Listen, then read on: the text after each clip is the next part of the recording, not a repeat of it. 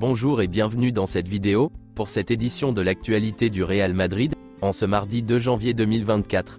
Si t'es nouveau sur la chaîne, n'hésite pas à t'abonner et d'activer la cloche de notification pour recevoir une notification dès que je publierai une nouvelle vidéo, et mets aussi un j'aime et un commentaire pour le référencement, et ainsi me soutenir. Merci, et commençons.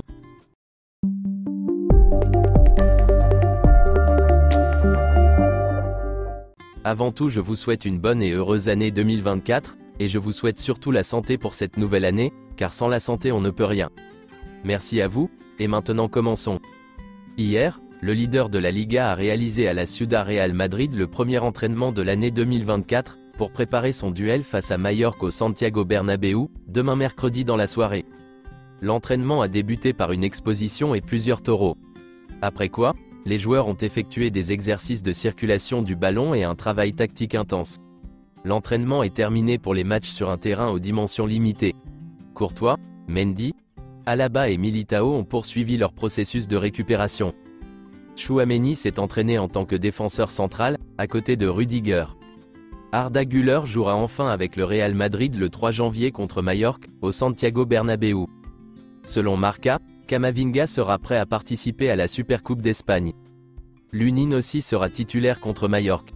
Andriy Lunin est actuellement en tête de la course au poste de gardien de but du Real Madrid, devant Kepa. L'analyse interne a montré que les performances de Lunin ont été excellentes, et le staff a décidé qu'il méritait de débuter le prochain match. Le match contre Mallorca décidera également si Lunin sera le gardien titulaire en Supercoupe d'Espagne, et pour le reste de la saison. Voici le nouveau tatouage de Vinicius Junior. Endrick participera aux Jeux Olympiques des moins de 23 ans avec le Brésil, en juillet prochain. L'arrivée du joueur au Real Madrid pourrait être reportée en fonction de la progression du Brésil dans le tournoi. Pour être clair, la finale aura lieu le 10 août, et si le Brésil atteint la finale, l'arrivée d'Endrick serait reportée à une date proche du mois de septembre, si l'on tient compte de la période de repos dont il bénéficiera. En 2023, Toni Kroos a réalisé plus de passes longues, 230 passes longues, que n'importe quel autre joueur de champ des 5 grands championnats européens. Et il l'a fait avec un taux de réussite de 85,82%. Pas de date fixée pour les adieux de Luka Modric. Personne ne sait encore ce qu'il fera, mais il ne renonce pas au Real Madrid. Le mariage club-joueur fonctionne depuis 2012, et maintenant il génère des raisons de continuer ensemble pour plus d'années. La continuité de Carlo Ancelotti aide beaucoup. Voici quelques déclarations de Luka Modric. Le renouvellement d'Ancelotti est important, nous sommes tous heureux de cette nouvelle. Cette décision est très correcte de la part du club. Ce que l'entraîneur a fait, ce qu'il fait et ce qu'il va faire est très important. Ancelotti est très aimé par tout le monde dans le vestiaire. C'est une très bonne nouvelle pour tout le monde, qu'il continue jusqu'en 2026. Selon Marca, Keylor Navas voulait retourner au Real Madrid l'été dernier. Il s'est proposé après la blessure de Courtois, mais son offre a été rejetée. Ce sera la dernière tentative du Real Madrid pour signer Kylian Mbappé, confirme Matteo Moretto. Et selon Mario Cortegana, dans l'entourage de Kylian Mbappé, on continue à affirmer que Kylian Mbappé veut jouer pour le Real Madrid. Mais au Bernabéu, certains pensent que le premier pas doit être fait par lui. Il s'engage à rejoindre le Real Madrid, décide de rester au PSG, ou discute avec d'autres clubs. Faiza Lamari, la maman de Kylian Mbappé, était agacée par Florentino Pérez en 2022, lui reprochant d'avoir laissé filtrer dans la presse espagnole que la signature de Kylian Mbappé au Real Madrid était faite, pour lui mettre la pression. En revanche, elle se réjouit des manières de José Ángel Sánchez, qui sera donc l'interlocuteur principal dans les futures négociations. Et pour finir, voici quelques déclarations de Carlo Ancelotti. C'est un jour très heureux. Je suis très heureux de continuer à rêver dans ce club, avec ses fans et ses joueurs. C'est un jour que je dois marquer sur le calendrier, parce que c'est un jour heureux. Le Real Madrid est avant tout une famille pour moi. L'atmosphère que ce club génère autour de lui est très familière, à commencer par le président. Chacun d'entre nous donne le meilleur de lui-même, parce que nous travaillons dans un environnement familial. Florentino Pérez, je le considère comme un père de famille, et un homme qui dans le football, a réalisé ce que personne n'a pu faire.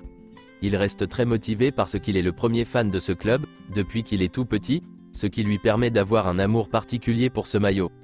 Il l'est depuis qu'il est tout petit, et cela lui permet d'avoir un amour particulier pour ce maillot. C'est lui qui maintient le club au sommet. Ce club a un avenir. Le passé est déjà écrit, et nous écrivons le présent. Il a surtout un avenir avec une équipe très jeune et des joueurs très talentueux. L'avenir de ce club sera couronné de succès, comme l'a été le passé et comme l'est le présent. Avec la génération de nouveaux footballeurs qui sortent, l'avenir du Real Madrid sera couronné de succès. Mes titres de Ligue des Champions?